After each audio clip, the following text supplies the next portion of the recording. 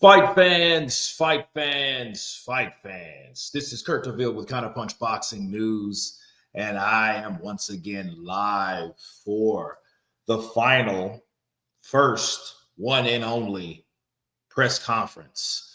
We have some chats on the board. We're already in the trenches. Harry, LAL 162, after watching Dillian's recent performances, I believe Moses knocks Whye out. GB with the heart emoji. Eunice Butterball, hello there. Counterpunch to you. Lucas B4B7F, hello. Any news about Andy Ruiz? None. However, I have been talking or conversing with Manny Robles. And Manny Robles, of course, is, I believe, is a stand-up guy, and we will have him on the show soon. So we will learn more about Andy Ruiz when he comes aboard. Bill Keaveney in the building. Counterpunch to you. Hit the like button as you come in, everyone. Absolutely. Hit that like button. Eunice Butterball. Let's go, Kurt. Darth Slagle 5979. What's up, King Kurt? Counterpunch to you. Everything is good. Everything is good. Kurt, this era of heavyweights is very good. I believe so. I believe everyone in each era. I think people that are in or fighters for certain eras, like the Klitschko era, I think a lot of people talk about how weak they were. I don't really think so. I just think that the Klitschkos were a lot better than people give them credit for. Kurt, who wins? Danny Dubois versus Deontay Wilder now? That's a good question. I don't know. I think it depends on. Oh, that's a good question, man. I would, in fact, I would like to see that fight. You know what I mean? But I'm looking at Danny Dubois and I'm looking at Deontay Wilder and his choices lately on the fights that he accepts versus the fights that he doesn't. I don't think that he would want that fight. I think that, you know, Deontay's only targeting certain fights. That's what he's only looking for. He's looking for those paydays because I think he knows one more loss, nobody would really care about Deontay either way, right? Nikki Blue Eyes Austin, right here, Kurt. Let's go, baby snatcher. Oops, I mean body snatcher. This guy is just crazy talking about baby snatching, man. I tell you, man, I'm gonna snatch him.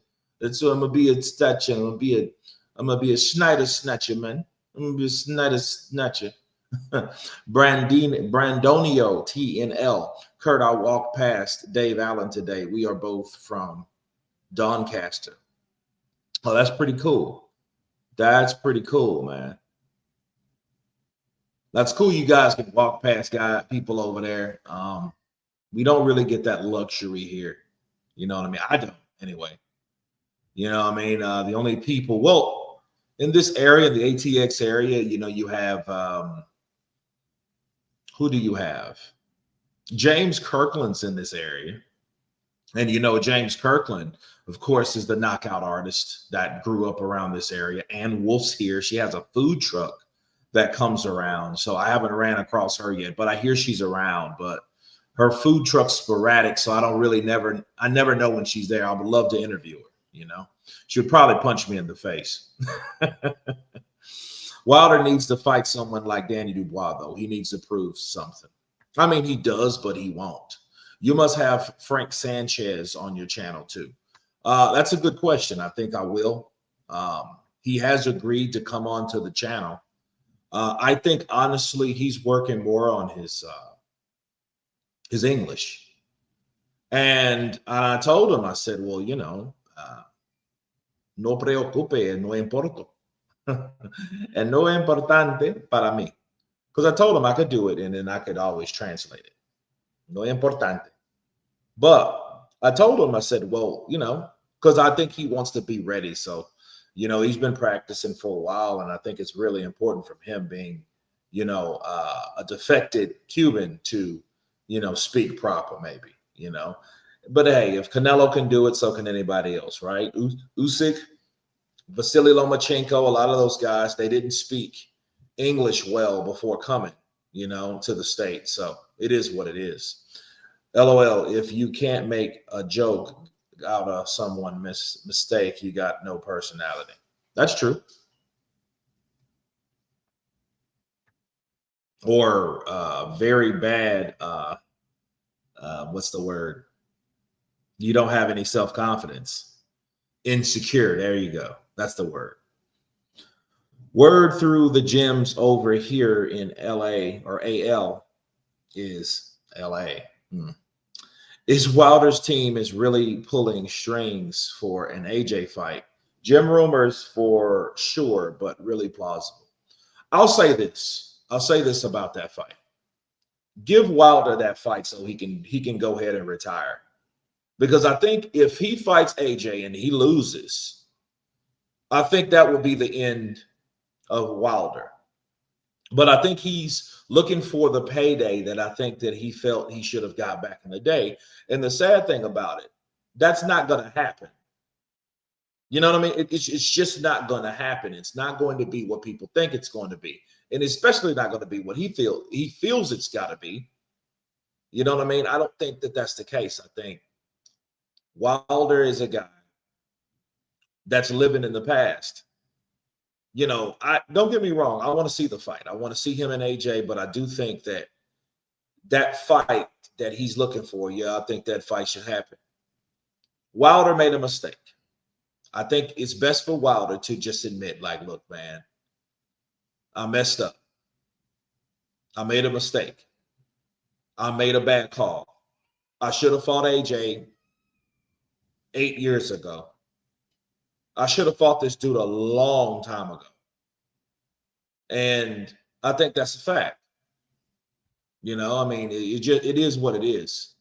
Because it's not like they offered him. And like I told people that whoever would listen, I was like, okay, AJ's ducking Wilder, but then AJ's team was sending Wilder offers. It just made no sense. And it's not that I had anything against Wilder. I just didn't believe in the story. I didn't believe in the story, and then people came here. They said, oh, well, you're a buck dancing coon. You are a traitor. Why aren't you supporting Deontay Wilder? I'm like, who says I'm not supporting him? I buy his damn fights. And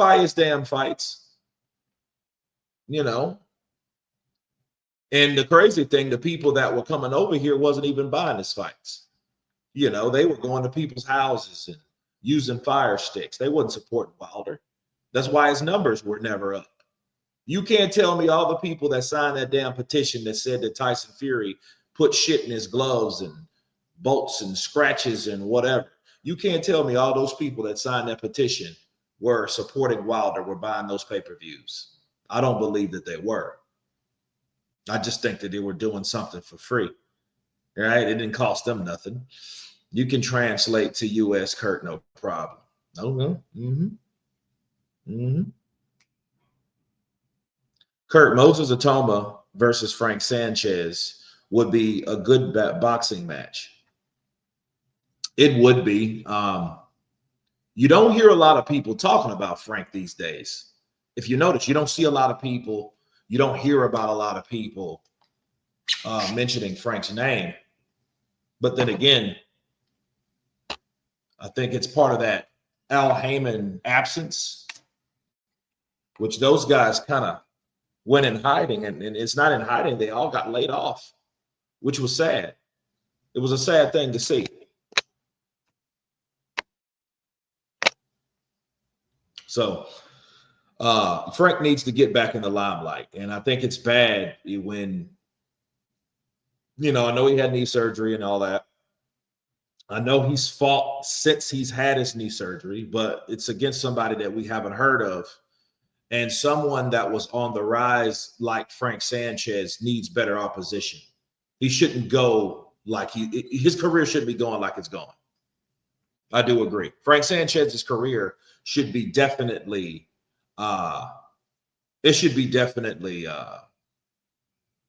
rolling at this point. It's kind of true, Kurt. Wilder was never appreciated, hated in his own country.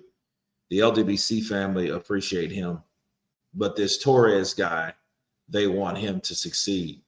I don't hear much of him. Richard Torrey. I don't hear much of Richard Torrey. I don't. Sanchez versus Hunter. That would be a good fight. I think what would be better for any American fighter is if they fought a UK fighter.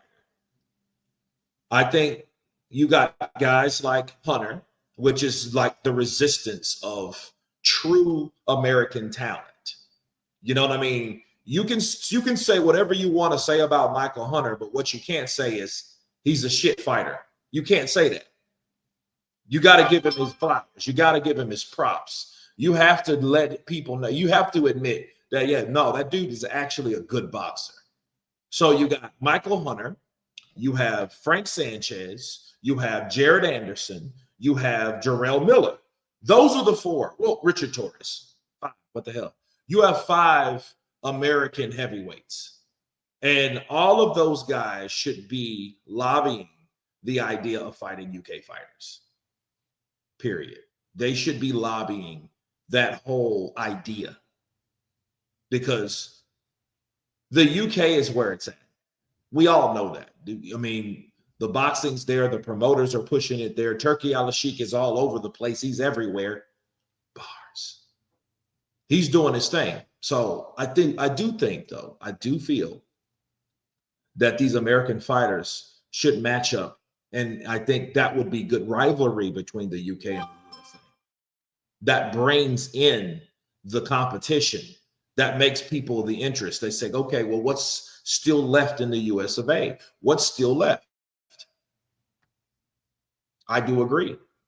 And I don't think it should be nastier, you know what I mean? But I definitely think competition is very well needed when it comes to that. It's a great idea, you know? Word on the street is Whye just got married. That's why he's limping. He's been putting in too much work in the bed. That's crazy.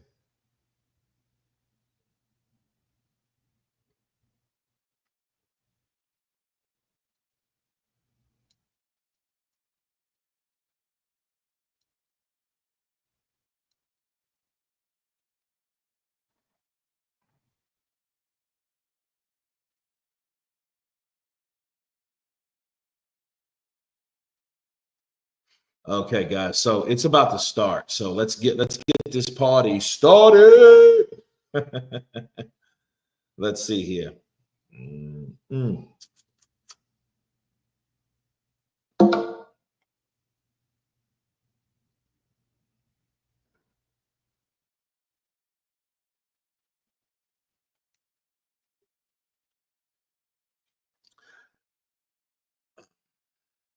Snow Cone 81. Kurt, just joining in. What's good? What's the word? Oh man, we're doing the one and only press conference. Because let's face it, we didn't have a first press conference, so we can't say final. A final press conference. I didn't see a final press conference. You know, I don't, you know what I mean? And if they did have one, I didn't see it. Yeah, it's about to start. No, cool. Quan Big Guns, you did not miss it. So it's starting here, it's starting now. And we are going to review it live from Counterpunch Boxing News via ATX from my damn spot. So it is what it is. Raymond Ford is here, Sam Goodman, Eddie Hearn is in the building right next to Dilliain Whye, old friends. That should be interesting. And this man is hosting it. Good luck, sir. It's not an easy job, but this man does it so well. Good luck.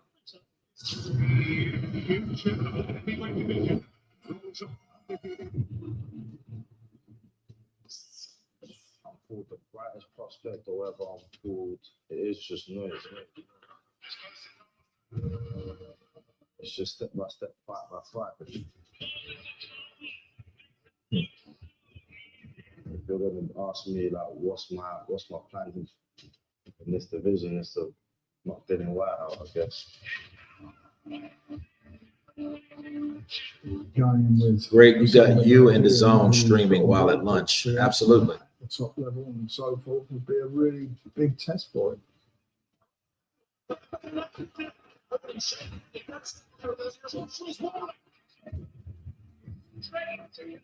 Today, gonna say that you're the best. Tomorrow, might say you're the worst. You know, I have a good I appreciate him.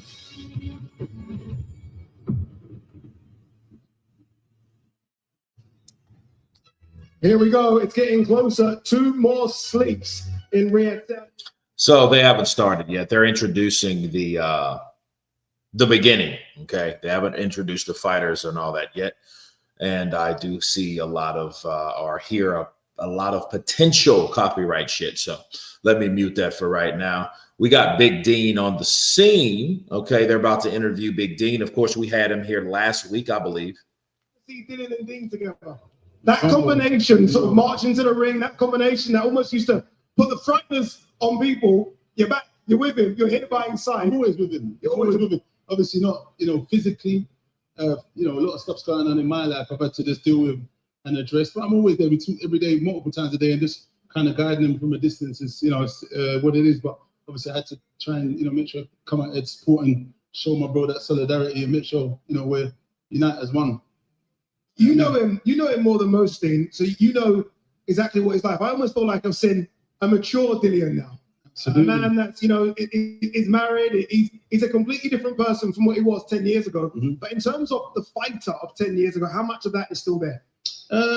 Saturday night will be all to play and see. I think mentally, Dilliain he was going through some battles a little while ago, and you can see that in his physique and how he was and his performance. I think, to be honest, the Tete performance wasn't bad. I think if you look at the output he did in that fight, it was quite phenomenal for a heavyweight. It was great output. Obviously, he wasn't his polished best, but in terms of, if you look at him, he didn't look great physically. Just in the same way the Christian Hammer fight was in terrible kind of shape. Was upset with the stoppage, the manner of the stoppage. He put on his own show. He hasn't had the great run of form what we'd like him to go into to see. They're giving us more confidence in terms of how he was going to perform against Moses. But in terms of his mindset, the growth as an adult, him maturing, it's all there, and I can see it. Funny, I'm going to look to you, sir. After you rubbed him up the wrong way, I think we saw him. Me. I think that him as how he was before. I think there's a little bit of growth, and he still, bites a little bit. But I mean, he used to bite a lot more. His growl was. I bet you've seen these ads before, right? Or it's. Yeah. That pisses me off. Like before and after, bro. None of this in between shit. Like, yeah. Guys, remind me to get YouTube ready. Going there, 37 years of age, going against someone who's 20, does it all come together? That's it, on the night. And only we'll know Saturday night, but Dave, I believe it's there. Is it important that he has that bit between his teeth? Look, we see a fight a few weeks ago, Dubois versus Usyk, and we were a little disappointed that Dubois just didn't get going, not taking anything away from Usyk. Is this a case of Dillian Whyte going in there and grabbing the fight by the scruff of the neck and leaving that ring, whether he wins or loses, with no regrets? No, I hear you. I think it's a bit different because obviously Daniel wasn't allowed to get going and the level of opposition with Usyk, every time he goes in the rematch, he performs better anyway, and he works out these people. I think this is two different spectrums. You've got a young guy who's everyone's putting the world and the pressure on his back, and I hear the argument for he's done great, but the opposition's quite limited. Denzel McQueen is probably one of the standout names. Marius Wack was old when Dillian fought him here in Jeddah 6-7 years ago. So it's hard to take too much from that. And the stoppages were a little bit premature, I would probably say, because it was that shoe shine stuff. But at the same time, he is a talent. I think this Dillian that is motivated, mentally switched on, is a different proposition. Obviously, if he goes out and performs and shows us different, then we have to give him credit on that note. But I think Dillian needs to set out whatever game plan him and his team have and stick to that. And I think in this game, as you're older, man, you shouldn't chase the speed for speed because you're not going to outwork a young man. So I think the experience is being patient and being cunning and using What, all the what, experience. Dean, what about big fight experience? That's a real thing, coupled with the pressure. That's got to be a positive hit. Do you know what I would say to that? I was saying to someone in the interview yesterday, I would have said if this was in the UK and it was in front of 20 or 30,000 people, that would have played a significant part. They've done it in Saudi. I think it's quite a good move from Queen's Street because Dilliain has done those many big, huge nights in front of 20, 40, 100,000 when it was starting for 96, whatever thousand. But I mean, Moses hasn't been on that level. To do it here in a bit more of a smaller, so it's a little bit more in it, and there's not much pressure on his back in terms of that element. Dillian's had many, many big nights selling out pay-per-view, so that would have more garnered to him because Moses probably would have got booed as well. I know he's a new kid on the book, but Dillian's got a great fan base. A lot of people are behind him. So imagine being booed after you just rising. It might have knocked the confidence. Everything is to play for Saturday night. A lot of pressure on Moses. They've kind of done it to their own guy. But I mean, look, let's see how it kind of unfolds. I want to show you Moses's rankings with every governing body. The reason I'm showing you is not to boost Moses, but if you're Dilliain, surely you're thinking, if I can beat him and he's ranked so high in the WBO and the WBA, it's great potentially there's a world title shot on the horizon for Dilliain. Absolutely. I think Frank Warren is one of the best at building young fighters and doing good stuff, even when they're coming back from losses. So I don't think Moses has anything to worry about there, guys. Just like Joe said, Daniel Dubois, he's excellent. So yeah, look forward to that. Yeah. I like it. We appreciate you with us. All right, let's get this show on the road. The press conference is about to start. So let's hand over to the main man, your MC, Mr. Thomas Schreiber.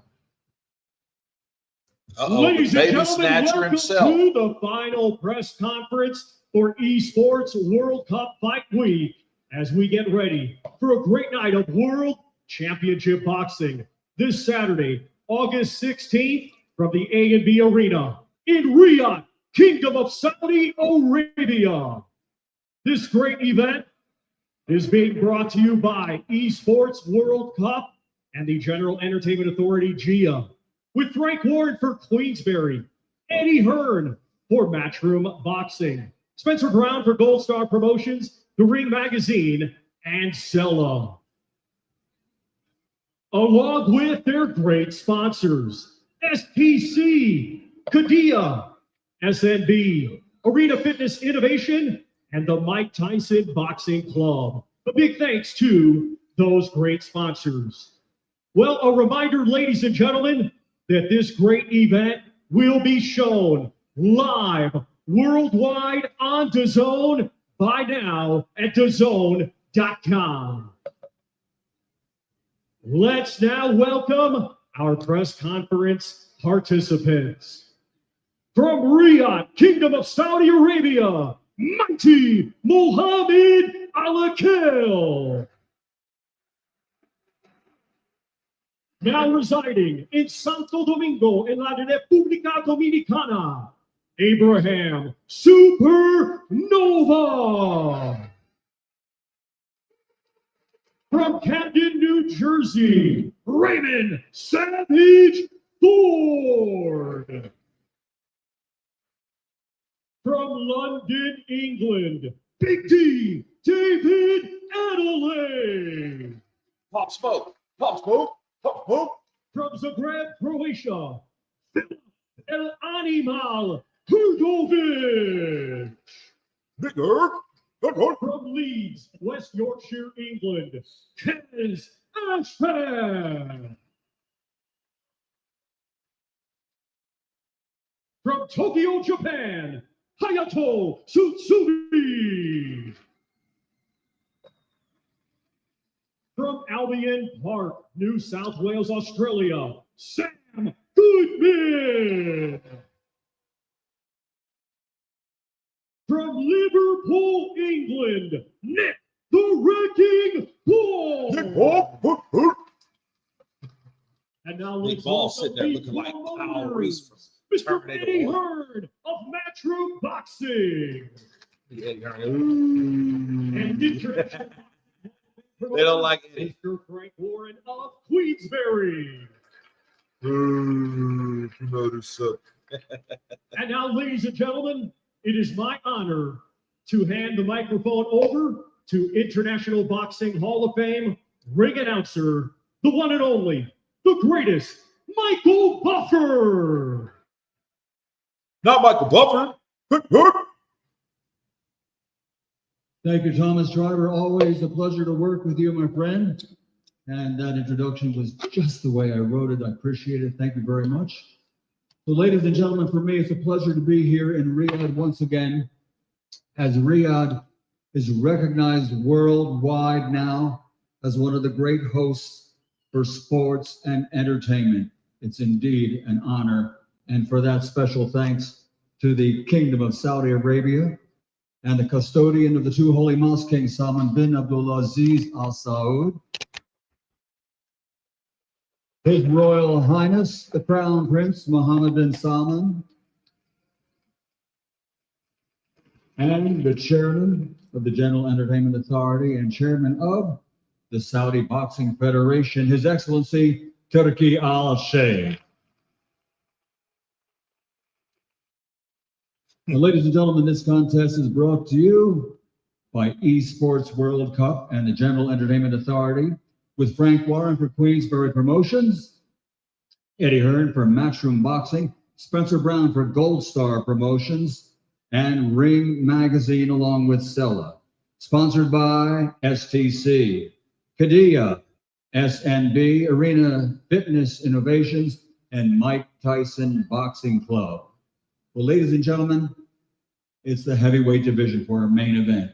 And I'm sure that practically everyone here, as fans and member of the press, everyone up here on the podium and the stage, remembers probably that first time they saw a championship or a big-time heavyweight contest. There's that anxiety, that thrill, that excitement that only the big guys, the big men, the men that can end it all with one punch in a split second when they come to the ring.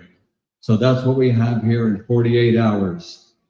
Ladies and gentlemen, it's scheduled for 10 rounds on the line, 3 championships, the WBO Intercontinental title, the WBA International title, and the vacant British Commonwealth Heavyweight Championship. And it's all live on DAZN. At this time, let's meet the big guys, the heavyweight fighters. First, the challenger, an outstanding professional record, 34 fights, 31 victories, 21 big knockouts, only 3 defeats, from Brixton, London, England, the former 2-time WBC interim heavyweight world champion. He's the body snatcher, Dilliain.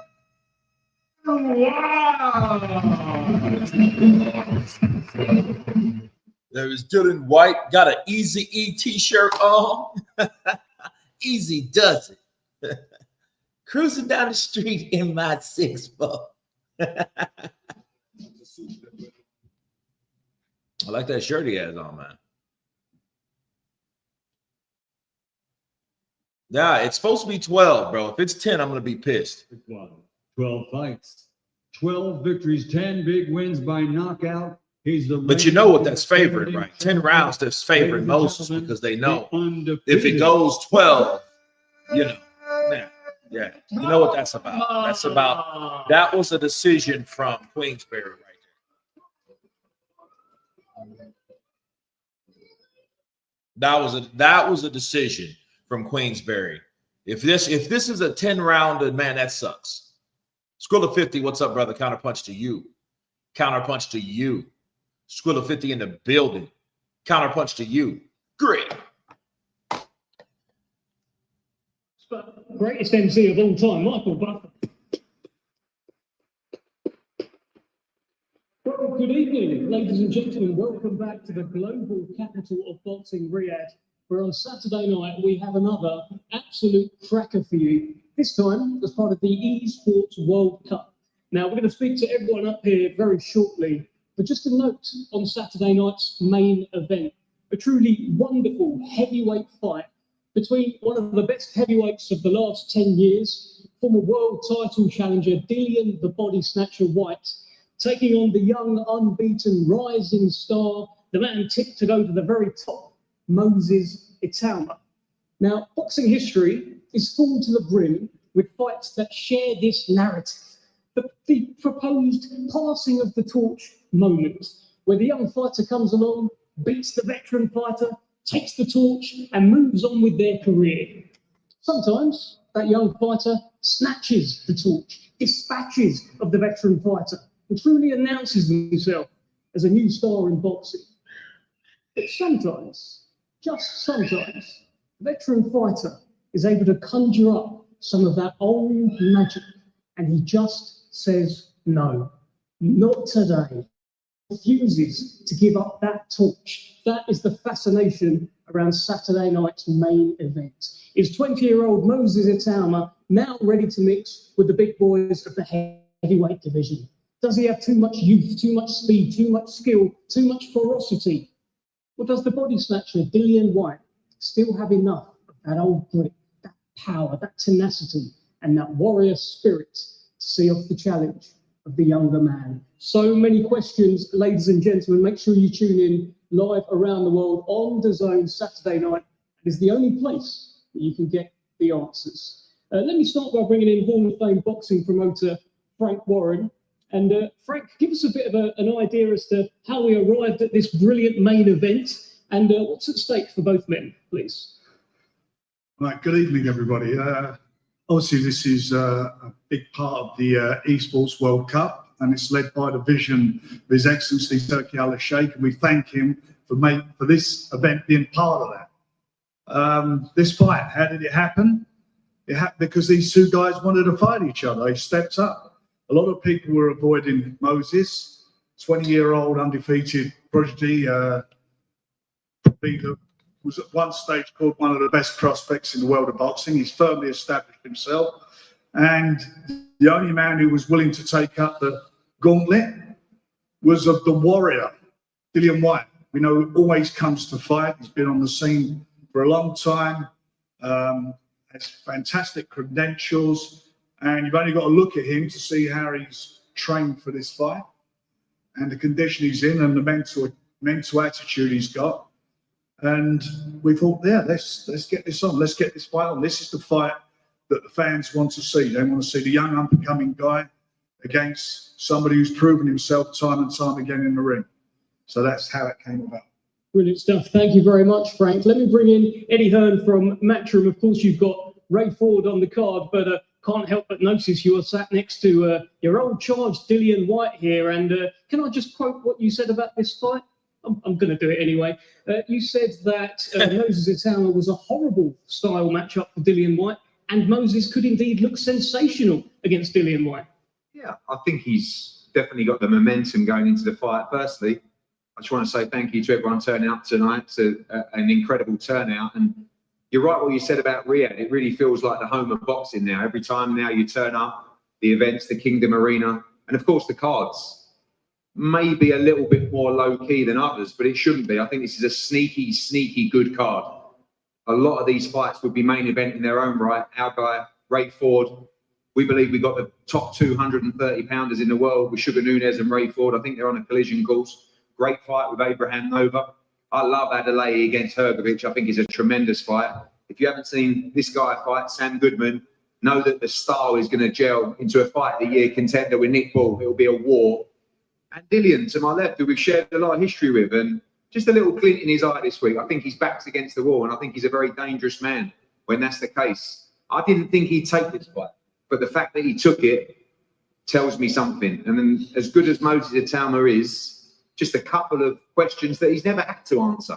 And I think this is the man to pose them. So make sure you tune in to the Global Home of Boxing DAZN this Saturday for what will be a brilliant card, a great heavyweight main event, and another incredible night of boxing in Riyadh. Thank you very much, Eddie. Let's bring in Muhammad Alakal. He is Riyadh born and bred. This is fight number 5 for you, Muhammad. You've been pro for almost a year now. Give us your kind of year in review. How's it gone, and how much are you looking forward to Saturday?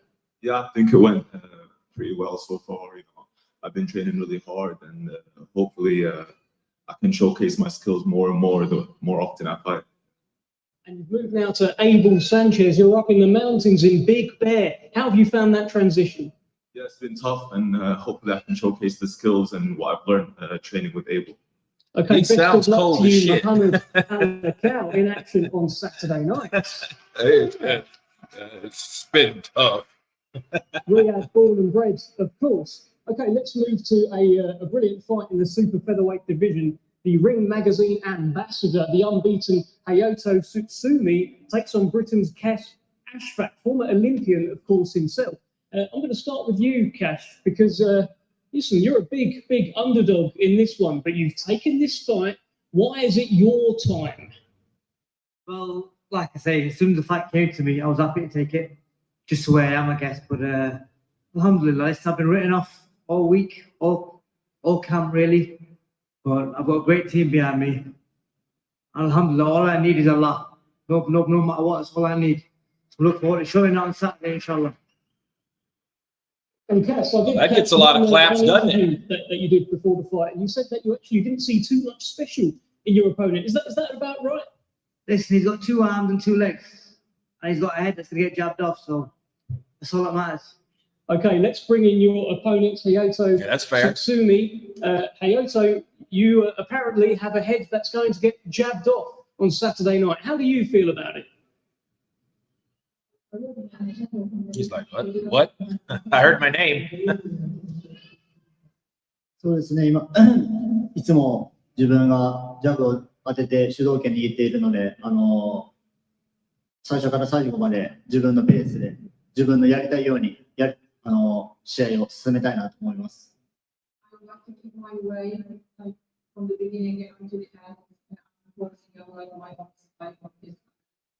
Okay, what is his prediction for Saturday night? Please? Yeah, I'm talking ass Eddie. Eddie don't answer the question. He just responds with politics and そうですね。 comments. 5ラウンドまでに自分が KO すると思うので楽しみにしててください。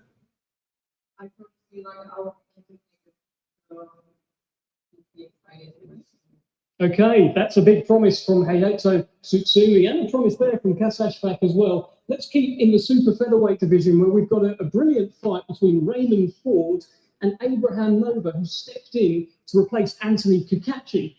Now, I'm going to start with you, Abraham Nova, because many people said no to this fight as far as I'm aware, but you said yes. Why do you fancy this one? Well, first and foremost, I want to thank my Lord and Savior Jesus Christ.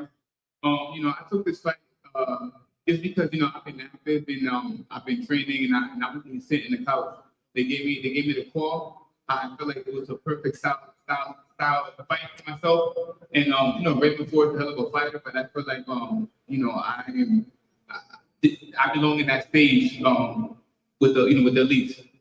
Nothing how much training did he have? You brought the mascot with you. He's made it through customs, so well done on that. But I've also heard you say that you've had too many close fights recently, and you want to take it out of the judges' hands moving forward. Is that right? Absolutely. If you guys have been following my career and know my story, know that I had some tough decisions, tough losses, and it's I think 2025 my year to turn things around. I think this is going to be a breaking point for me, for myself. Well, let's bring in your opponent, Ray Ford. And Ray, you've got a replacement opponent who is trying to take this out of the judges' hands on Saturday night. How are you feeling about this one?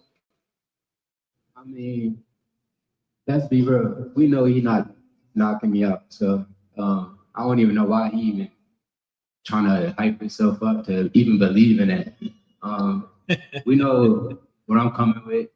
I know what he's coming with, and he's just simply not on my level, and I'm sure that I'm the best fighter that he ever been in that ring with. Hey, everybody's entitled to their opinion. We'll find out. That ain't an opinion, that's a fact. And I'm gonna show you. It's your opinion. You want to see? It's your opinion. You want to see? Hey, you're going to see too. Let me ask you this, Ray. He of course had a close fight with Oshaki Foster. I know Foster is a bit of a rival of you. Are you looking to make sure you do a better job and send out a bit of a message? I'm going to put hands on him all night until it's time for him to go home. Well, Abraham Nova, it sounds like Ray Ford feels he's just on a completely different level. Final word to you on this one. He's a fighter. He's supposed to feel like that. All fighters, they feel like we're in different levels. Like I said, we're all entitled to our opinion. I'm glad that he's confident in himself. I'm confident in myself, and we'll find out Saturday night. You're not confident. Oh, we'll see. I can't be. You're not confident. You can't tell me how I feel, Chan. You're not confident. I know you're not confident. Why does he sound like a baby Mike Tyson? Like I said, I'm confident and find out. Why are you here? Say that again? You're here to get paid. No, I'm here to win, champ. Here to get paid. I'm here to win, champ. You're gonna see. You're gonna see. You're gonna see. You're gonna see. Now you're gonna see. You're gonna Well, see. we will all see Saturday You night. sound like a little baby Mike Tyson. Benefits this one. Brilliant super featherweight fight.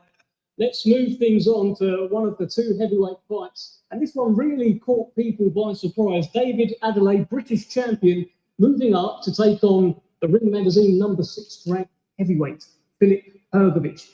David Adelaide, I'm going to start with you on this one. I mean, for you, everyone's saying it. This is a jump up in level, but you seem cool, composed, and you look like a man who's ready for it. Talk to us. Yeah, Pop Smoke. I suppose it is a jump up in levels because obviously he's better than my opponents I've been in the ring with so far. But at the end of the day, you're another human being, and the only person I fear is God. So yeah, I think Saturday night's going to be a good night for fans.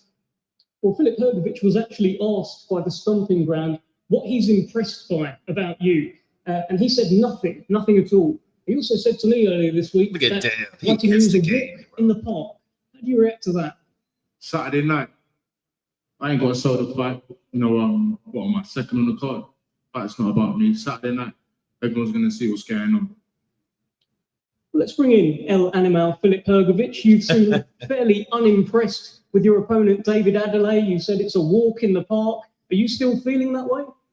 Man, I had a million nights just like this. So let's get down to business. You know what I mean? I know what you mean. Let's get down to business. That's it. He said everything. We'll see you on Saturday. You were on the same show last time, and he boxed Jamie TKV. You saw his knockout, right? What did you think? I think it was against the rules. He should be disqualified for that knockout, but it is what it is, and we are here now, and let's do it. One of the things that David Adelaide has said is that Dilliain was able to knock you down. If you slip up again...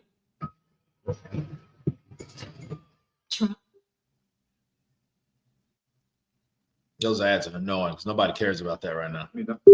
The slip he put me, and if you watch the tape, it was not a real knockdown. And Whye didn't knock me down. It was stopped because of the cut. So I was never down in my career. And I feel very strong, very confident, and coming to destroy this guy.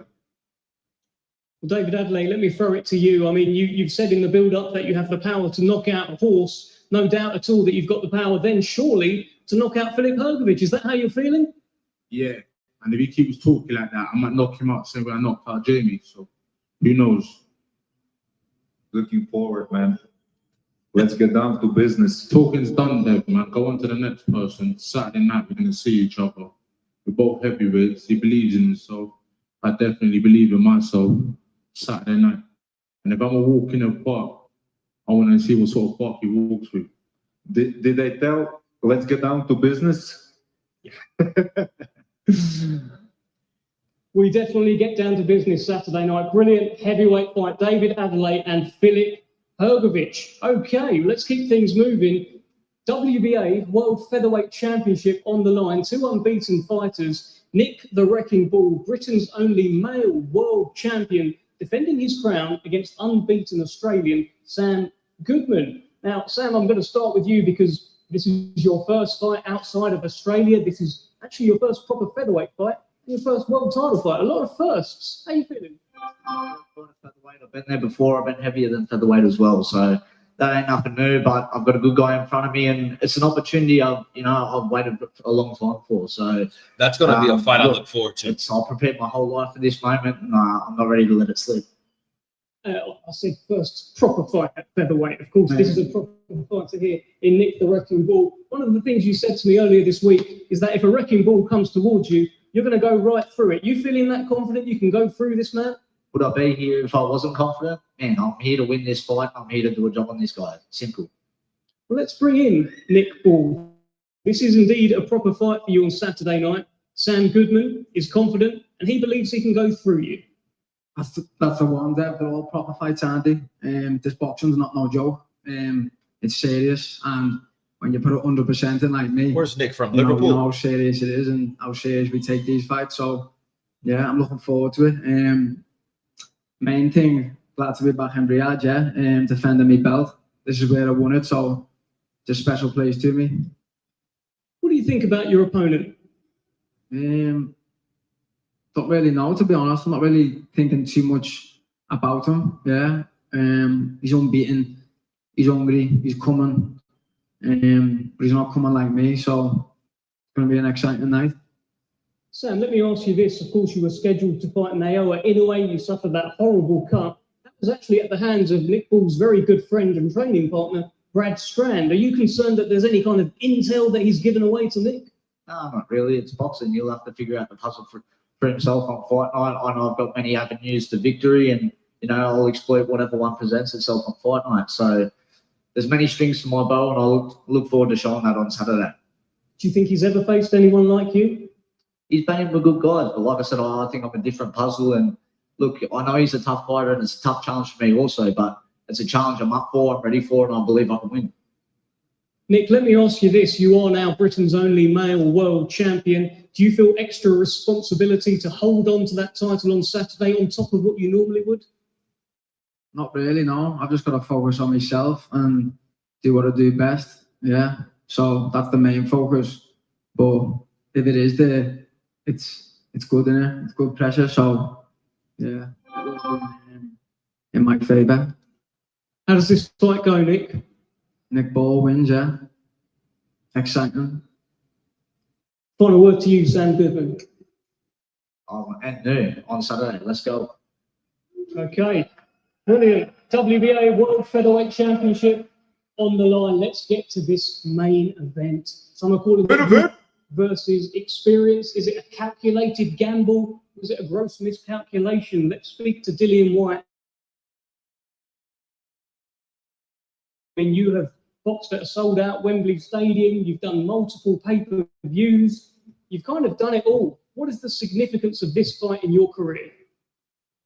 First to say, Assalamu alaikum warahmatullah to all my brothers and sisters in Saudi. Thank you for having me. Thank you, Turkey, for putting me on. And thank you, the King of Saudi, for welcoming me and being nice to me and my people that have been here, and also to my opponent. I've had a few main events, a few pay-per-view fights, or whatever, but there's so much more left for me to achieve and chase in the game. I haven't really sat back and looked at my career and think about this and think about that. Listen, I'm someone that's not supposed to be here. Never had a great amateur career, no support. I'm a kid from Jamaica who's been written off many times. Not meant to survive, meant to be dead before I was in my 20s and stuff. But look, here I am doing stuff. So yeah, what more can I say? Well, let me bring in Moses Ituama. Now, Moses, this is your first time as main event, first time you're fighting someone who you probably grew up watching. Give us your kind of opening thoughts and how this week's gone for you. Thank you very much, Dev. I'd like to say thank you very much to the Kingdom of Saudi Arabia. Thank you very much to Frank Warren. I'd like to say thank you for Dilliain Whye for accepting this fight. And the last person I'll have to thank is myself, because I put the work in and got myself to this stage. And I feel like Dilliain Whye is a strong contender. Nothing personal. I've got respect for every fighter that's on this table, but just business. Were you surprised that he did take the fight? To be honest, for a long time, I didn't think the fight was going to happen. But we're here. We're here. We're live. We're ready. We trained. We've been in camp for maybe 14 weeks now, so it's ready to rock and roll, to be honest. He's been talking you up. He's been kind of talking himself down. He's been talking about how he's just an old man and you should help him cross the street. What do you think's going on here? Is he trying to kind of lure you into a false sense of security? What game is he playing, if any at all? What do you think? I think there's a rule in the 48 laws of power where you play a sheep to catch a wolf. And I feel like that's what Dilliain Whye's doing. If he is, if he's not, it doesn't matter, because I'm gonna bring the heat Saturday night. Dilliain Whye, are you playing the sheep to catch the wolf? Is that what's been going on this week? I don't know, man. But there are no sheep around there. You know, no sheep around here. There's a lot of wolves around here, but no sheep. Well, you actually said, Dilliain, that you're being thrown to the wolves here, but they don't realise you've still got teeth. I guess the question is, how sharp are those teeth heading into Saturday? Wait till Saturday to find out, man. You know, wait till Saturday to find out. I'm not going to sit here and say this and say that, but you know what I come to do. I always come to fight. Nothing changed, you know. I always try and find a way to get a victory, and I always try and give my all in the ring, and nothing's changed. Nothing's changed. Do you think your age has been overplayed in this fight? Only like a month ago, we had Alexander Usyk telling the world that 38 is not old. You're 37. Are people making too much of your age in this fight, Dilliain? I don't know. You guys are the professional. I'm just the old me. So what? You guys make all the decisions. You know, boxing is. You know, you guys are the pundits and the professional. I'm just here to do my thing. Moses, let me ask you this. I mean, Dillian's been playing it down, saying he's just a little old man, etc. But he has turned up in the shape of his life. I mean, what sort of fight are you expecting from him? Honestly, I'm not putting too much pressure on the outcome of the fight. I know my game plan. I know what I need to do. So it's just my job to go there. Whatever happens Saturday night, let it be. I've heard you say in a few videos, don't blink. Now, is that just something cool to say in a social clip, or do you genuinely feel that this fight could go early? Oh man, we're all heavyweights here, man. Any fight can end at any point. So I'm not delusional. I know what threat Dillian Whye poses. So I'm not overlooking him. I'm taking this man serious.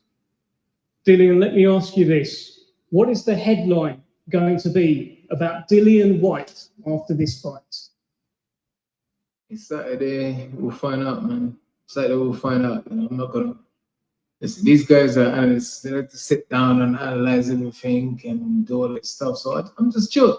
Listen, people think I'm some crazy guy, but I'm just a chill guy. I just like to hang out and be chill, man. But you know, if I get put, then shit happens. But I'm a chill guy. I'm chilled and relaxed. Leave me alone. I leave you alone. That's it. I'm not going to leave you alone just yet. I've got one final thing. Do you have a message for your opponent on Saturday night? Please look at him and tell him something. Good luck to you, man. Hopefully God make us both leave the ring safe and sound. Good luck. That's a pretty nice message. Okay, thank you, Moses, unless you've got anything else to add. Wisdom. You good? You're good? Oh man, I'm blessed. Do you know what? I just had to take a picture of all you lovely people because I never thought that this many people would turn up to my fight, let alone a press conference. So I'm blessed to be here, and I'm grabbing this opportunity with both hands. This is the start of greatness. Okay. And that is your main event on Saturday night. Will it be the start of greatness for Moses Ituama? Or is Dillian Whye just that little bit too long in the tooth? We're going to get some face-offs very, very shortly. Thank you very much. Starting to spice up just a little bit, I think, between these two. The face-off is going to be interesting as well. Okay, so we're about to let into the face-off to see how these guys look, see the intensity. This will be the last thing that we will see before the weigh-in, which will be tomorrow. So I have some counters to say about this overall press conference, but before that, we have to look at this. With Chris Jericho's brother not coaching defense, Bill, I have serious questions about that too. I was hoping for more trash talk, Dillian being too nice. I mean, I just think Dillian's there. I just think he's tired. I think he's tired. I think he's ready for that check. You know, and I just see overall wisdom from Dillian. I think he's holding everything up, holding everything back, you know, and waiting for the right time to show everybody what he's made of. Saturday. That's it. I like the card, though. The card's decent. I would give it I'll give it an 84. I'll give it an 84. Because, you know, we have Raymond Ford, Nick Ball, couple undefeated fighters, Adelaide, Hrgovic. So, you know, I do think that this is going to be a pretty interesting night here.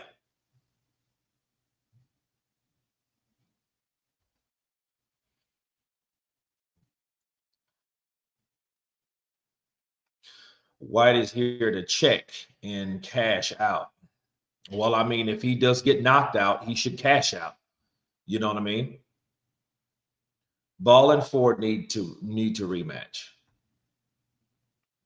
Well, I mean, that was a pretty good fight, man. Listen, Ball outworked Ford. Ford's punches were better. I think his punches that landed were better, but Nick overall outworked him. You know what I'm saying? I mean, it was like that fight to me. I mean, if you were going to give anyone on the Matchroom side any debate of winning the fight, that would be that. But no, bro, I don't think so. I think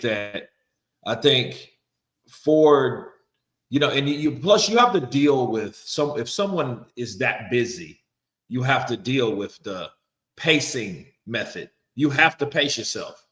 Because you obviously a guy that busy, he's in better condition than you, and you can't gas out against someone like that. He will pick you apart. Against the wall for Dilliain Whye. Then. Yeah, exactly. If he loses, it's done. So, you know, then he become a journeyman, which he doesn't deserve. So we know that this fight right here is all about nuts and guts, man. You know, we got to put all on the line. Final one before we throw quickly to Thomas Triber. You've had some incredible wins as a trainer, right? I mean, the last 2 decades, you've trained some really good fighters to become world champions. This would be up there as one of those big wins, wouldn't it? Oh, without a doubt. Without a doubt. But, you know, he's 1,000 to 1 underdog. You know what I mean? Let me go and check what I've got in the back. Damn. That's the big one. All right. That's the big one, right? That's the big one. He's 1,000 to 1 underdog. No one's giving him a shot. I've done 7 interviews today, and not one person gave him a shot. But there has been a bit of a change, though, buddy. Now that we've seen his physique, and you understand, I mean, you were in the corner for Ebenezer Tete. Yeah. It's a completely different person. Without a doubt. And we can only go on what we saw last time, right? True, exactly. They say you're only as good as your last fight. You know what I mean? So, you know what I mean? This Saturday night is going to be a barn burner, but it's got to be smart. He can't be reckless. Can't be reckless with this kid. He's athletic. He's fast. He can punch, and more importantly, he can fight. So we got to be on point from ding to dong. We can't make no mistake. And how does, buddy, Dilliain Whye try and unsettle and make Moses Ituama feel uncomfortable in this fight? Well, we're going to hit him on the kneecaps. We're going to hit him on the side. I'm just going to be, we hit now. So I can tell you what we're going to do. We're going to rough him up. You know what I mean? We're not going to try to hit the head. We're going to hit the thigh, kneecap, hip. We're going to F his hips up. I'm telling you right now. Dark arts. You know what I mean? But so Dilliain, you know, he commits to every shot, which is the beauty in him, but also makes him vulnerable. How do you maintain that speed and power without making the mistakes that he makes in the past? The kid just keep touching. Keep touching. That's not Dilliain Whye. Get in there. So, you know, you touch, and then boom, you pick the lock and lower the boom. You know what I'm saying? That's what we got to do. All right, buddy, we are ready for the face-offs. We are going to see them come face-to-face for the first time. So let's throw it back upstairs to Thomas Triber. Okay, here we go. Let's now have the fighters face off. First competing Saturday in a scheduled 6-round lightweight contest. Let's welcome Yumnam Santosh Singh and mighty Mohammed Alakel.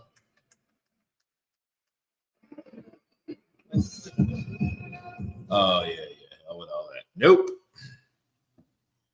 Damn, he has some height on, little boy. Was it Singh? Asai?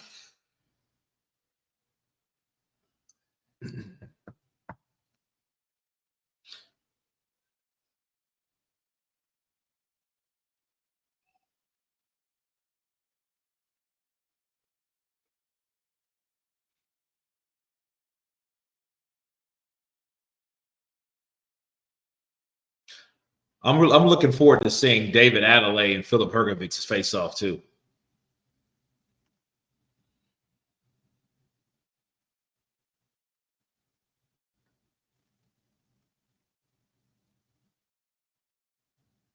Yeah, Raymond Ford's up in his grill. He's up in Nova's grill, bro. Oh, he's Dominican. Okay. I'm Dominican. I'm Dominican. The way Buddy is talking by saying you can't be recklessly ECT just shows he's watched Moses. That's true. That is absolutely true. Facts. Well, we knew that was bullshit. You know what I mean? He's not going to tell you that he is. No, we ain't seen him. We ain't watched none of this shit. They don't want to give him that type of respect outwardly, right? Why would you do that? Why would you give respect outwardly like that? Quad Life 35, counterpunch to you. Blessings back to you, my brother. Here's Big David, Pop Smoke Adelaide in the building. Here we go, guys. Philip Hergovic stepping on the scene. Here we go. Here we go. Hergovic's a big, tall bastard, isn't he? Look at Adelaide. Adelaide inches closer. He inches closer. They're intense. Philip blinks. Adelaide don't blink. He ain't blinking. Adelaide's in his grill. He's like, feel. Philip's like, chill. Adelaide won that face off because Hergovic was like,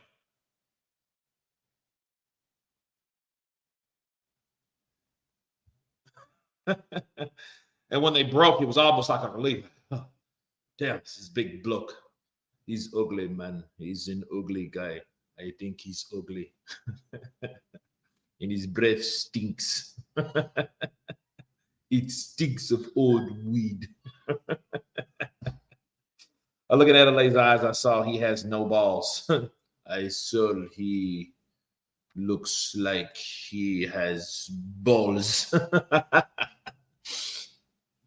But balls won't save him. Yeah, it's going to be a stacked card, man. I look forward to it. Okay, then now we have Nick Ball.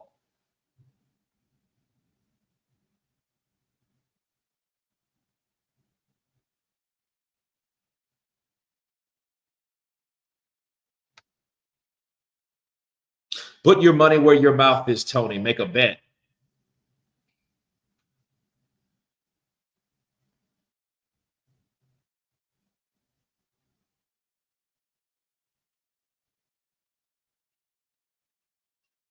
Let's see. Let's see.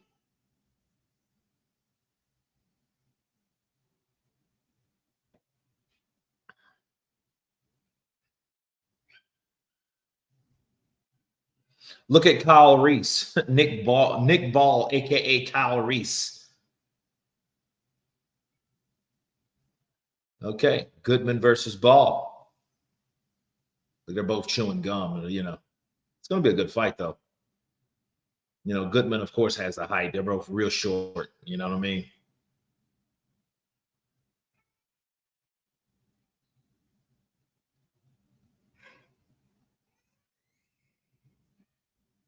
Dilliain versus Moses Ituama.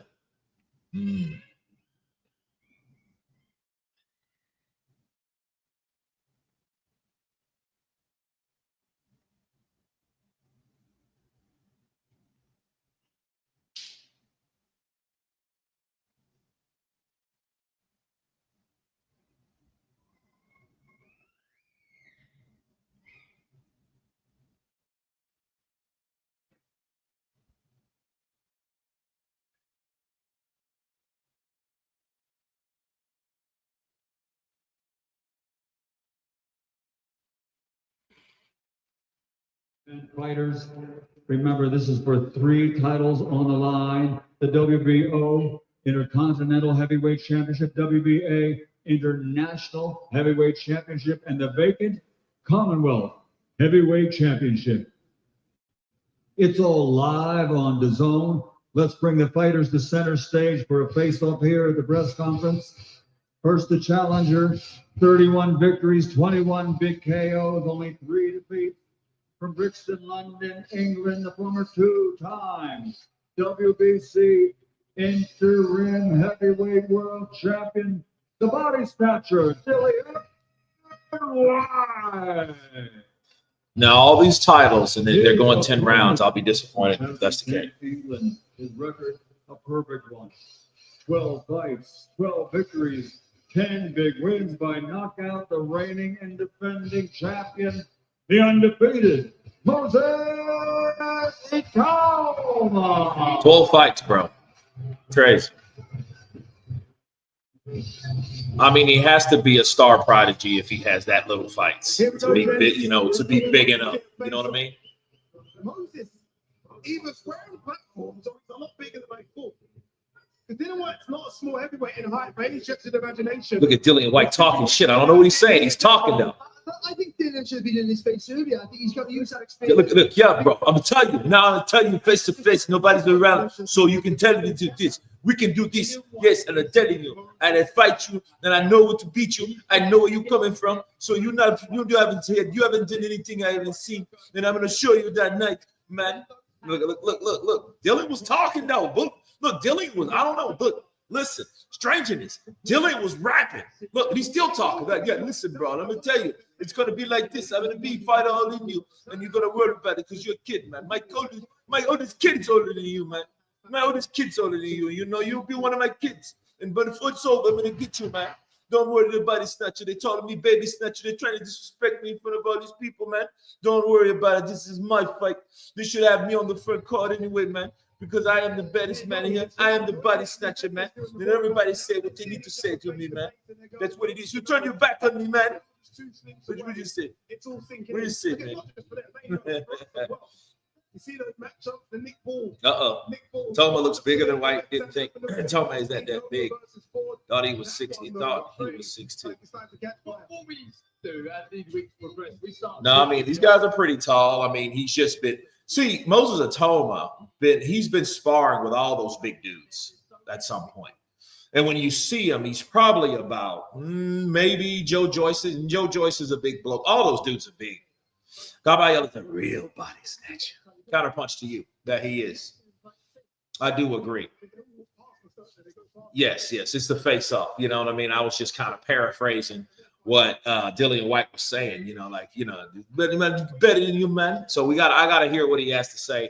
I gotta hear what's going on. And of course, that will be a separate video talking about that, but because you're not gonna hear it all, they got the Rocky music playing. Let me mute that down for it.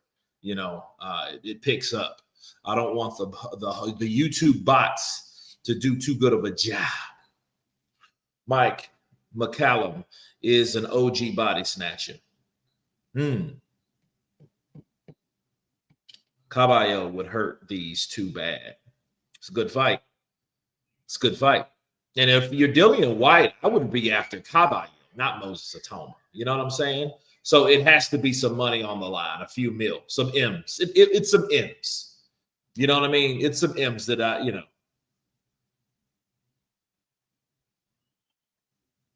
So, it's crazy. It's like boxing is weird. It's like everything is good until you get hit.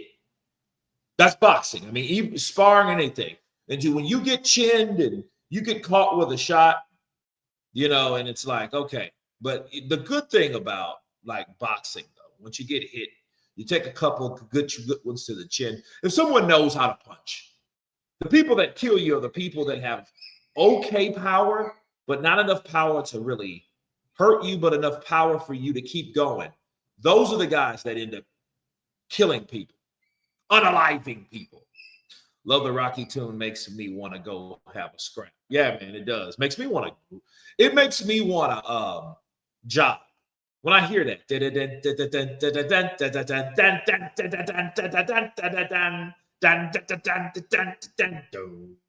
I want to go run about 5 miles, as long as it's playing. The minute it goes off, you probably get tired. Where am I?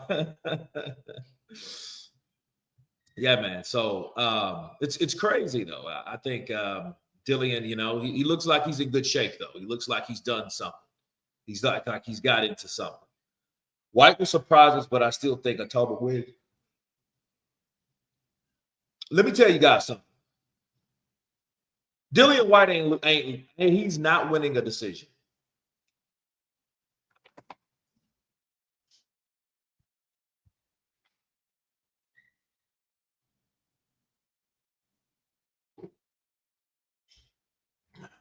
Okay. He is not winning a decision. He's not winning a decision in it. It's not for him. This is not what it's for. This is not what it's about. He is not meant to win anything. This fight is not for him. This fight is for Moses Ituama. This is a Moses Ituama fight, and they need someone like Dilliain Whye to make Moses look good. This ain't what you think it is, people. Okay? If this is a 10-rounder, come on, bro. A 10-rounder. Think about it. A 10-rounder. What the hell? What the hell? What the hell?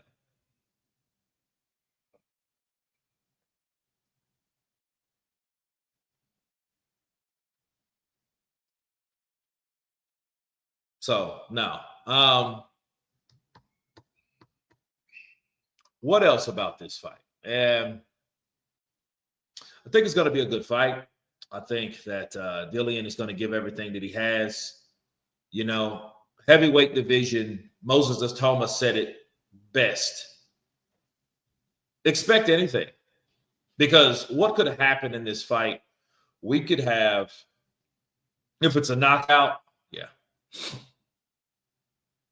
I do agree with Philip Hergovic. The David Adelaide fight, the whatever his name is. Yeah, that was he should that should have been a disqualification. I mean, he shouldn't have hit him like that. But that guy could crack. I mean, David Adelaide, you can tell he definitely has a chip on his shoulder.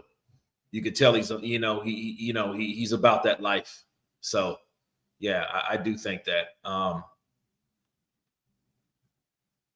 So I do think, if Dilliain Whye beats Moses Ituama, I think people will get the memo. And unfortunately for Moses, he'll be a poster child of why you can't push people.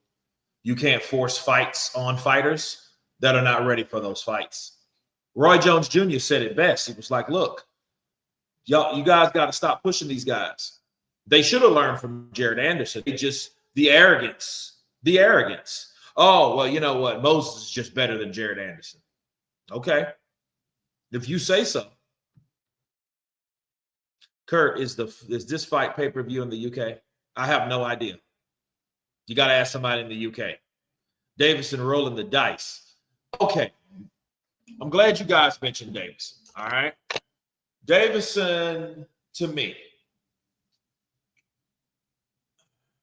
I don't like how Davison doesn't give his fighter anything as far as defense. He doesn't feed them defense. And you're like, what do you mean? All right. When you see Davison is more about, he's more of a cheerleader when it comes to boxing. You know what I mean? He strokes their ego. You know what I mean? You know, when he's working the pads, he's like, ooh. Like he's feeding into their ego like that left hook, like a good snap on the left hook. Ooh, he's like, ooh, wow. It's good. Right? And then you look at it, it's like, okay, wait. At any time, do you give, keep your hands up. You never see Ben do that. James, you will. Okay. Teddy Atlas, you will. Okay. Eddie Reynoso, you will. They're not going to play with their fighters because you always want to show your fighters to make sure they're alert and they're not just doing drills, because the same way that they practice is the same way they're going to fight. So if you give somebody and you're giving them a 1, 2, 3, 4, right? You know what I mean? And that's all you do. 1, 2, 3, 4. 1, 2, 3, 4. 1, 2, 3, 4. So, and then you don't give them no. You're going to expect that in a fight. So when you see someone like Ben Davison, he's not giving them any other angles, any other possibilities. He's just feeding to them how hard they can punch instead of how they can get countered by throwing that shot. That's my problem with Ben Davis. I've never seen him do that. I've never seen him do that. So that's my problem with Ben. Ben's a good motivational starter coach. I'll say that. Davis looks like he preaches offense is the best defense. Yeah, he does. But no, you have to keep your fighter sharp by keeping your fighter guessing. If you can't do that, you're in trouble. And the fighter is too. You know, and soon so are you, because pretty soon people are going to look at that, because you know how that goes. When a fighter gets their ass whooped for the first time and then they look around and they're like, you know what? And then they start watching TV. They start looking and venturing out, and they start listening to other trainers, and they hear other trainers' comments and critiquing of Ben Davis. And they will then, you know, if that trainer is making any kind of sense, he's gonna eventually leave that trainer. That's what normally happens. You know what? That is a good point. Why didn't Ben do that with me? Why didn't Ben show me this? Why didn't Ben caution me about that? Why is it all about, you know, what I can do versus what the other guy can do back to me? Why is that always the issue? Instead of, you know what I'm saying? Instead of what happened? What happened? I was not sharp enough because I was not cautioned to know. Because that's what a trainer's for. A trainer is to refresh and to remind, okay, the fighter on what he taught them. Remind them, stick to the game plan. Keep your hands up. Don't move to the right, move to the left. Get away from that power hand. You know, stop going to this air part. Stop pulling straight back. Stop the things that I've seen you do in training camp so you won't get knocked the fuck out. Let's please stop those things. Can we stop doing that? I mean, you have to keep in mind, if Dilliain Whyte was 6'4" once upon a time, doesn't mean he's going to stay 6'4", because in fact, because he's 37, right? Perfect time to start shriveling on down. Shit, I'm pretty sure I was like 6'3" at one point, 6'2.5". I'm probably 6'1" now. A lot of people say, no, man, you're 6'3". No, I probably was 6'3", you know, or maybe you weren't what height you thought you were. Because a lot of people are, you know, a lot of people build themselves at a certain height and they're really not that height anyway. So you have to keep that in mind, right? So there you go. Moses will have too much for Whyte, but it may give him overconfidence. Maybe.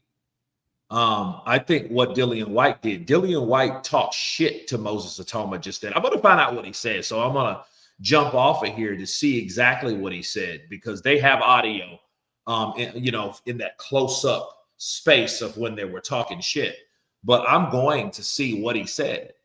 And I'm going to listen, best believe Dilliain Whyte was talking something that he wasn't talking this whole time.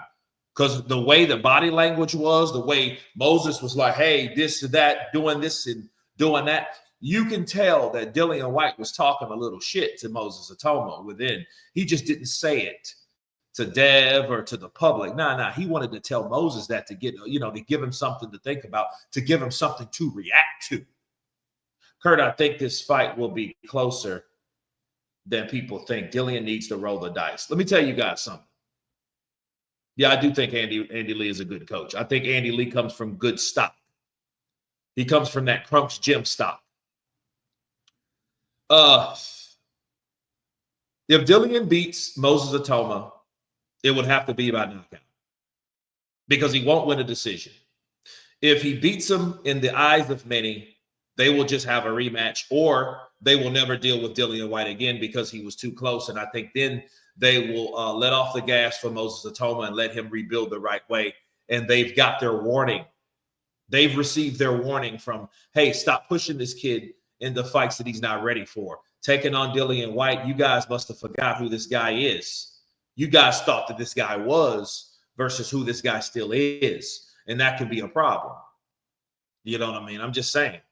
Now, what normally is supposed to happen is what people project to happen. Their projections are simple. hey, Moses is going to attack him early, have Dillian Whyte's ass wobbled, and then he'll get him out of there. But understand, if Dillian Whyte, if you don't knock him spark out, he's going to fight you back. He's not going to be like those other fighters. So, yeah, even when you hurt Dillian Whyte is still going to be attacking you. Okay? But, you know, Kurt, just quickly, what do you think about Usyk saying he's retired now? I didn't hear that. I didn't hear that. Send me a link on that. I mean, if he's retired, great. If Alexander Usyk's retired, that's a great thing. And I would do a whole different live stream about that. It has to be next week, though. It's not going to be this week. People don't forget Dillian is a killer when he want to be, and he will be. I think the speed is going to be a problem. Just like the speed was a problem with Tyson Fury. It was a problem. Tyson was just faster than him. Everything that Dillian did, it looked slow. It looked sluggish. He looked like his timing was off. And he did not put, like, it was almost like, yeah, it was just the timing. So it was the speed. The speed is a problem. And I think it will be a problem for Dillian. So, but no, I do think this was a pretty chill press conference. No oohs, no ahs. You know, it was standard. It was nothing to really write home about. You know, it was going through the motions. I just think the most interesting things that wasn't really publicly said between Dillian Whyte and Moses Ituama. Whyte is no longer the guy who can get it done. Okay, we'll see. But I think that's what everybody expects from Dillian Whyte now. That's why they picked Dillian Whyte now. Okay.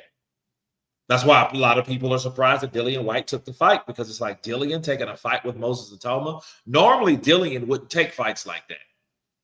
He didn't fight. Well, I can't say he didn't want to fight Luis Ortiz. I think Luis Ortiz just had a shitty, that side of the street was very manipulative. So I don't think that was Dillian no more. I used to blame Dillian somewhat, but then, you know, now you're looking at it, his team ain't got him shit. Luis Ortiz's team ain't got him shit. Some fight in Colombia like last year. He ain't fought at all. Kurt, I take it back. Seems like I might have got that wrong, but I did see on Google that he retired, but checked. And it now says he hasn't, but apparently it's on ESPN. Nah, he hasn't retired. Be a good video, though, just to respond to the caption and post, but you don't want to piss a lot of people off with that clickbait shit. But if I see it, I can give you my take on it. The only problem is we're in a society where people don't fucking read. So if I do make a video of, hey, breaking news, Alexander Usyk stating, according to this, is retired? ? You will see the comments of people. They won't read. They won't watch the video. They'll just read the title and comment like a bunch of fucking idiots. People do that. They don't even, your attention span has been shriveled down to a fucking salt, a little piece of salt, a mustard seed. You can't now, because of shorts. Yeah, I'm going to blame it on shorts. That you can't even watch the video. You just respond to the video.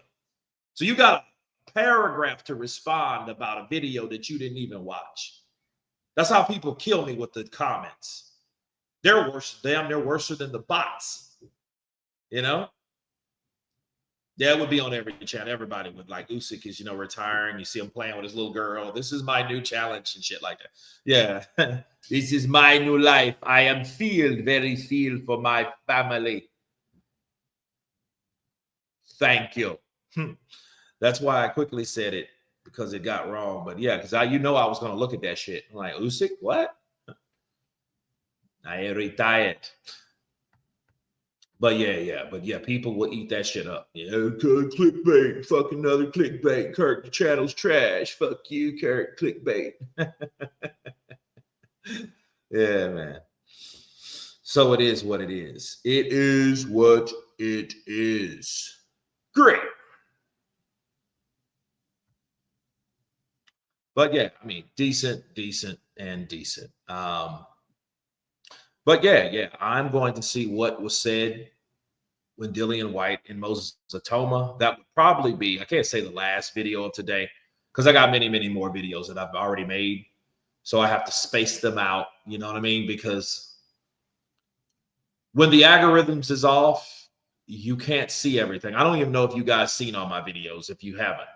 But obviously enough people have seen them, because if you put out too many videos on YouTube, it wasn't like that before. They've changed the algorithm, because it doesn't matter which ones that I put out. If it was topic news for my audience, which is you guys, the notification would go to you, and then therefore if you wanted to watch it, you could.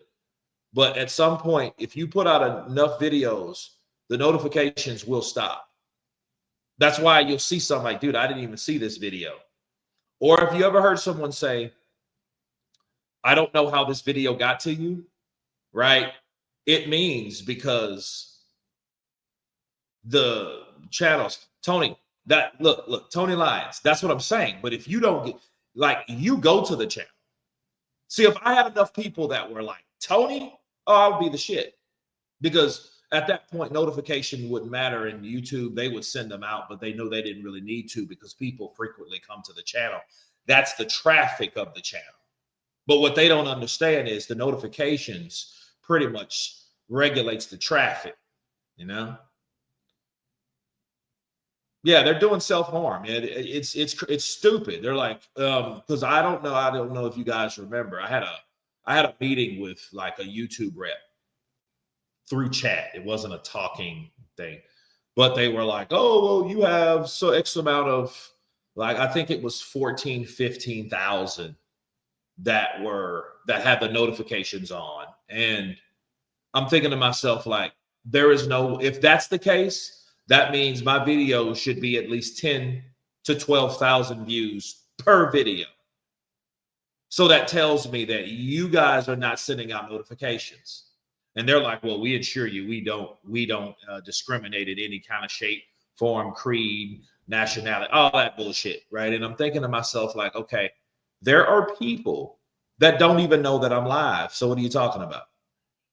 You know what I mean? Especially the 14,000 X amount of people, subscribers, that have the bell notification on. You know, that is a very little amount. It makes you think, like, hey guys, what are y'all doing? Like, hit the bell, hit the notification bell, you know? So, but yeah, it's crazy. It's crazy. So no, I have to stretch out these videos. That's why I could do 10 videos in a day. You know what I mean? And then everyone will watch them at some point, because, you know, they'll get around to it because the notifications were there.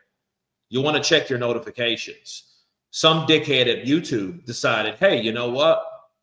I think it's smart. We don't want to offend the overall subscribers by just throwing certain notifications. You get notifications all day and this, that, and the other. No, I think you should let that, because they're afraid that the person will just stop notifying or turn off the notifications to everybody, which that's stupid. That's stupid. People have their own mind, and people do what the fuck they want to do. They don't need you to think for them, especially when it comes to notifications from an app. That's just stupid. Yeah, it's hit and miss. It's just dumb. It's just like, no. And then you see some people with 10,000 subscribers, and you go live and they have 700 people live. And I'm thinking to myself, like, that can't be right.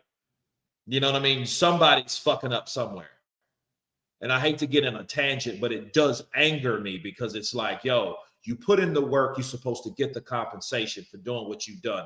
All of you guys that came to my channel, and whatever video you saw that you liked about my channel, you subscribed, you hit the notification bell, you even became members, some of you. Thank you very much. And you've done all that, so it's not YouTube's business to regulate your business. You know, I think it should be a little bit more free because they already take 30%. 30% of what? Because you're not doing anything but holding anything back. And in fact, you're, like my boy Bill said, YouTube is doing self-harm. So yeah, it baffles me how things are going. You know what I mean? Because they're trying to push shorts because they're trying to compete with TikTok. Yeah, TikTok is coming up. TikTok is doing their thing. You know what I mean? TikTok is doing its thing.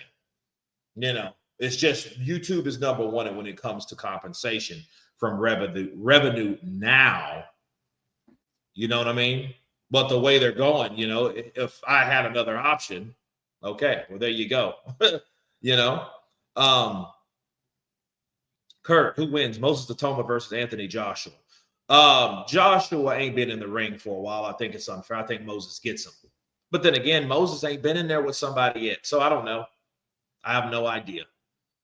But guys, the press conference was the press conference. It was mediocre, to say the least. I'm going to do some digging, some researching to see exactly what happens or what was said between Dilliain Whye and Moses Ituama. So I will be back with you with a video from that, and that should be the last video of the day. Love you guys. Be blessed. We will see you tomorrow for the weigh-in. Until then, everyone has been counterpunched. Peace.